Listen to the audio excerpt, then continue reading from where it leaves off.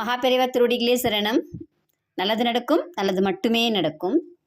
இன்றைக்கி இந்த பதிவில் நம்ம என்ன பார்க்க போகிறோம் அப்படின்னா, எல்லாருடைய வாழ்க்கையிலையுமே ஏழ்மை நிலையில் இருக்கிறவங்கலேருந்து பணக்காரர்கள் வரைக்குமே இந்த கடன் அப்படிங்கிறது இருக்கும். ஒரு சிலருக்கு அது பெருசாக தெரியாது, வாங்குகிறோம் கடன் அடைக்கிறோம் அப்படிங்கிற மாதிரி போகும். ஒரு சிலருக்கு கடன் அடையிறதுக்காகவே வாங்கி வாங்கி இன்னும் கடன் வாங்கி கொடுத்துட்ருப்பாங்க. அவங்களுக்கு அது ரொம்ப பெரிய தொல்லையாக இருக்கும். ஒரு சிலருக்கு பிறவி கடன் அப்படிங்கிறது ரொம்ப பெருசாக இருக்கும். நம்ம ஆசைகளாலேயோ இல்லை நம்மளுடைய தப்பான முடிவுகளாலேயோ சுபத்துக்காகவோ அசுபத்துக்காகவோ நம்ம என்ன பண்ணியிருப்போம் அப்படின்னா நிறைய கடன்கள் வாங்கியிருப்போம்.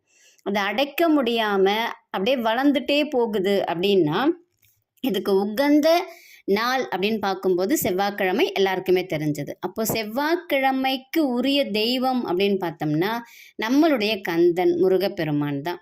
கந்தன் இருக்க கவலை எதற்கு, அவரை நம்ம கெட்டியாக பிடிச்சிக்கணும். இப்போ முருகப்பெருமானை நம்ம என்ன செய்யணும், எப்படி வழிபாடு செய்யணும் நம்மளுடைய கடன் அடையறதுக்கு?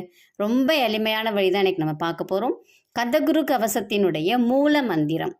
கந்தகுரு கவசத்தில் என்ன சொல்கிறாங்க அப்படின்னு பார்த்தீங்கன்னா, இந்த மூல மந்திரம் உனக்கு கிடைச்சிருச்சு அப்படின்னா முருகப்பெருமான் உன்னுடைய அருள் கிடைக்கிது அப்படின்னு அர்த்தம். முருகப்பெருமானுடைய அருளே உனக்கு கிடைக்கிது.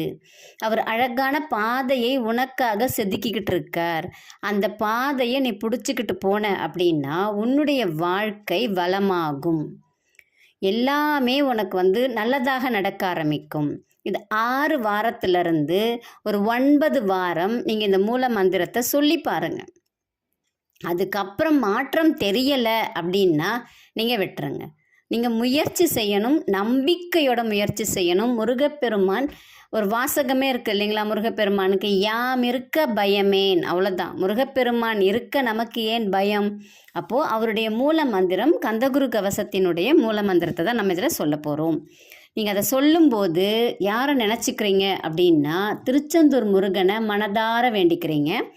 வேண்டிக்கிட்டு என்ன சொல்ல போகிறீங்க அப்படின்னா, ஓம் சௌம் சரவணபவ ஸ்ரீம் க்ரீம் க்ளீம் க்ளௌம் சௌம் நமக.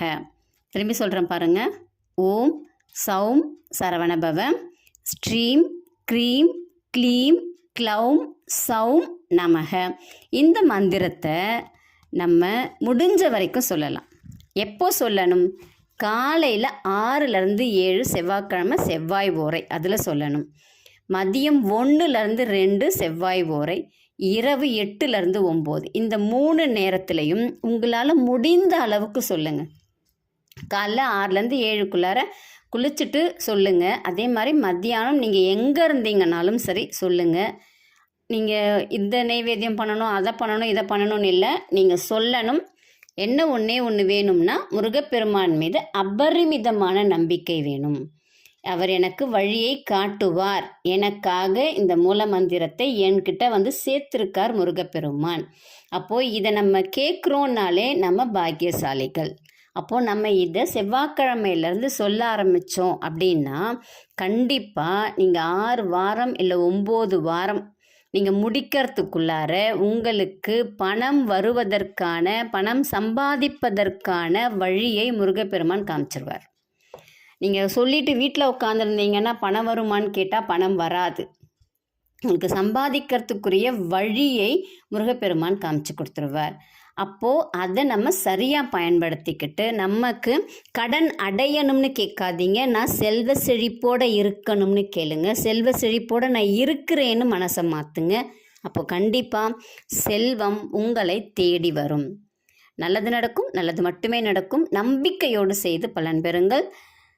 உங்களுக்கு ஜாதகம் பார்க்கணும், மலர் மருத்துவம் பற்றி தெரிஞ்சுக்கணும், மலர் மருத்துவம் ஆலோசனை வேணும், இல்லை மலர் மருத்துவம் படிக்கணும் அப்படின்னா இந்த பதிவில் வரக்கூடிய எண்ணுக்கு தொடர்பு கொள்ளுங்கள். நன்றி, வணக்கம்.